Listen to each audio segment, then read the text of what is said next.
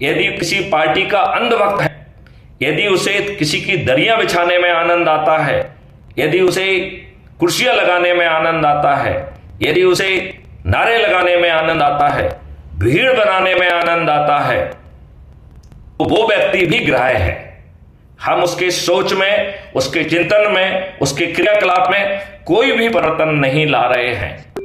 इस भाव में मुझे लगता है कि ये टारगेट बहुत आसान है, और यदि ये 9 दिन में नहीं होगा तो 90 दिन में हो जाएगा, 90 दिन में नहीं होगा तो 180 दिन में हो जाएगा।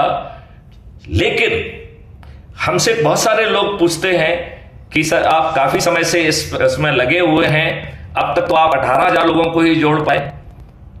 तो मैं इसका एक बहुत सरल सा जवाब देता हूं कि यदि कोई धावक, यदि 100 मीटर की रेस ही मान ली जाए, और यदि धावक जो है सावधान की मुद्रा में स्टार्टिंग पॉइंट पे खड़ा रहे, तो कितने हजार वर्षों में वो 100 मीटर की रेस पूरी करेगा। मतलब यदि हम प्रयास ही भी नहीं कर रहे हैं, यदि हम स्वयं भी नहीं जुड़ रहे हैं, यदि हम अपनी पत्नी, बच्चे, रिलेटिव किसी को जोड़ने का प्रयास नहीं कर रहे हैं, तो इस स्थिति में यदि हम सोए रहेंगे तो ये कभी पूरा नहीं होगा।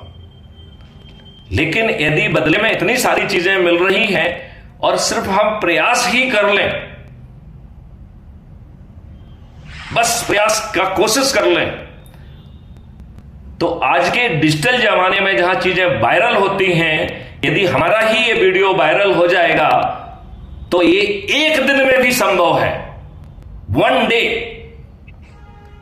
एक दिन में 100 लोगों तक पहुंचा, उन सब लोगों ने जुड़ लिया, एक दिन में हम 100 करोड़ हो गए। हमारा जो है ना सरपंच होगा, हमारा ही मेयर होगा, हमारा ही जिला पंचायत अध्यक्ष होगा, हमारे ही सभी मुख्यमंत्री होंगे, हमारे ही सभी राज्य मंत्री होंगे, हमारे ही सब जो है विधायक होंगे, प्रधानमंत्री भी हमारा होगा, जो अच्छे भारत के संकल्प से जुड़ा हुआ है।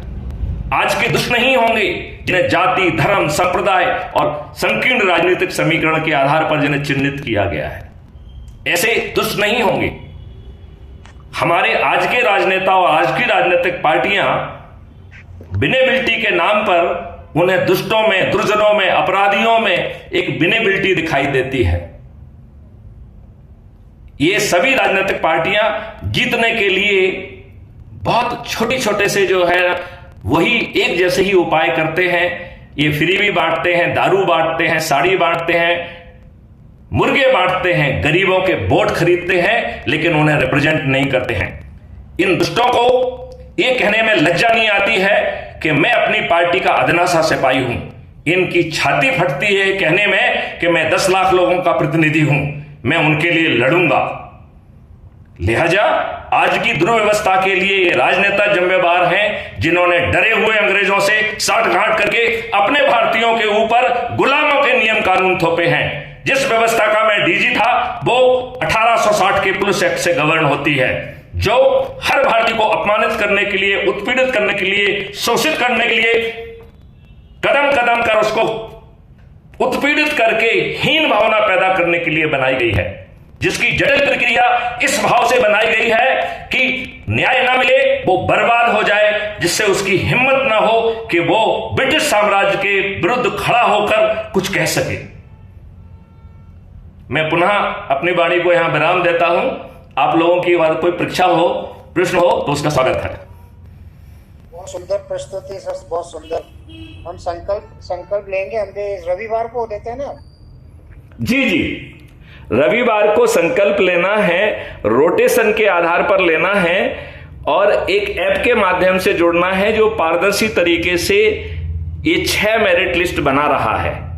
अभी हमारा एक ऐप ऑलरेडी निर्माणाधीन है, वो तो बहुत ही इफिशिएंट होगा, वो हर व्यक्ति के काम करने में मदद करेगा, उनका रोस्टर बनाने में मदद करेगा, और जो व्यक्ति रोटेशन के आधार पर बुलाएगा लोगों को अपने को, उसे 3 मार्क्स मिलेंगे, जो व्यक्ति सम्मिलित होगा उसे 1 मार्क मिलेगा, और यही मेरिट लिस्ट डिसाइड करेगी कि इस देश का प्रधानमंत्री कौन होगा।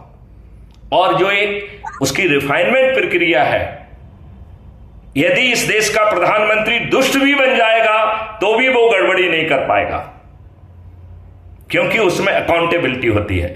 मैं एक बात और अपनी तरफ से कहना चाहता हूं। एक व्यक्ति ने मुझसे कहा कि साहब आपकी प्रक्रिया इतनी लंबी है, यदि इमरजेंसी में कैसे काम करेगी ये? तो मैंने कहा इसका एक इमरजेंसी मॉड्यूल होगा, एक इमरजेंसी प्रोटोकॉल होगा। इसके लिए प्रधानमंत्री को इमरजेंसी डिक्लेयर करना होगी और इमरजेंसी डिक्लेयर करते ही वो मॉड्यूल ऑपरेशनल हो जाएगा। हर चीज रिकॉर्ड होगी। जैसे ही इमरजेंसी खर्च होगी, हर डिसीजन को रिव्यू किया जाएगा, अकाउंटेबिलिटी फिक्स की जाएगी। यदि प्रधानमंत्री ने गलत निर्णय लिया है तो प्रधानमंत्री जेल जाएगा। आज हमारी व्यवस्था है कि हर कोई लाट साहब है, ना राजनेता अकाउंटेबल है, ना हम जैसे ब्यूरोक्रेट अकाउंटेबल हैं, क्योंकि हम अंग्रेजों की औलाद हैं, अंग्रेजों के वंशज हैं। हम देश की जनता पर शासन करने आए हैं। हम अंदर बैठ के चाय पीते हैं, फिजूल की बातें करते हैं। बाहर के आज आम व्यक्ति को ब्यूरोक्रेट से मिलना दुष्कर हो गया है। ब्यूरोक्रेट्स ना फोन पर आ रहे हैं, ना किसी से मिल रहे हैं। ये इस देश के साथ शुद्ध दुष्टता है। हम लोग सीधी बात नहीं करते हैं। अब समय आ गया है